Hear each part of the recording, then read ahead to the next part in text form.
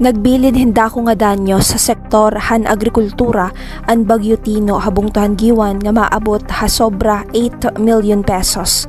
Subay han report han Municipal Disaster Risk Reduction and Management Office nga nakapagtala hin 4,226,900 pesos ang danyos didahan mga pananom. Naitala naman ang 30,000 nga danyos didahan livestock o paghayupan. Samtang nakapagtala naman hin 4,120,000 pesos nga danyo sa fisheries o pangisdaan. Kung pagsusumahon, aada ha 8,376,900 pesos ang danyos nga gindurot han Bagyo Tino ha agriculture sector habong tuhan giwan.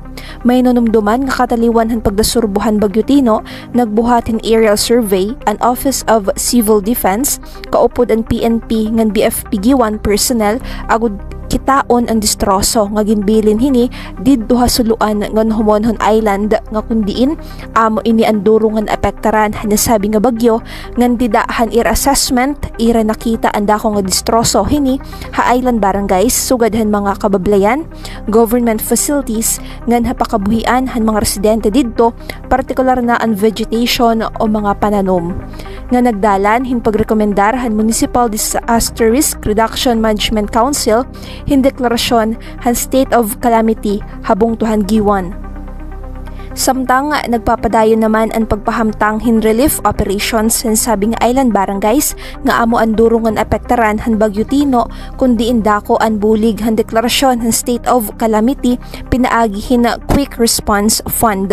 Kundiin pinaagi han QRF magagamit hinihan lokal nga panggobyernohan han giwan para hin relief, recovery, sugod man rehabilitation operations ngadtohan apektado nga mga komunidad, partikular na parahan mga residente han suluan ngan Homonhon Island parahan ira utro nga pagbakdaw. Tikang dinihagiwan Eastern Samar iniwaw rin sa Lamida, Eastern Samar News Service.